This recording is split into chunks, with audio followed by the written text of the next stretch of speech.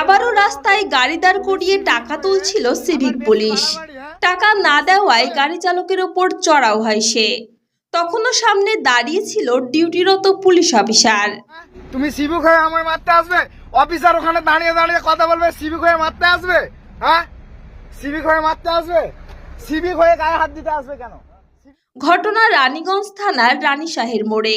এদের কি লজ্জা, ঘৃণা, মানবিকতা বোধ বলে কিছু নেই?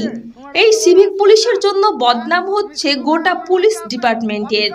প্রথমে সঞ্জয় রায়, তারপর 5 টাকার চিপসের জন্য একটা ফুটফুটে ছেলের প্রাণ চলে যাওয়া, রাস্তায় দাঁড়িয়ে গাড়ির তোলা সবকিছুরই পেছনে দায়ী এই সিভিক পুলিশ। সিভিক পুলিশ আমাকে ড্রেস খুলে মারতে আসছে, আমাকে সিভিক পুলিশ ড্রেস খুলে মারবে।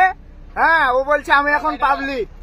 হ্যাঁ, তবে এই সব ঘটনা থেকে একটা জিনিস স্পষ্ট, এরা শুধরাবার নয়। এরা যখন আইনকে অপব্যবহার করছে তখন সাধারণ মানুষকেই এদের বিরুদ্ধে সোচ্চার হতে হবে, প্রতিবাদ করতে হবে। Desk report, BTTV. আমায় মারতে আসবে? অফিসার ওখানে দাঁড়িয়ে দাঁড়িয়ে কথা বলবে, সিভিক হয়ে মারতে আসবে? হ্যাঁ, সিভিক হয়ে মারতে আসবে?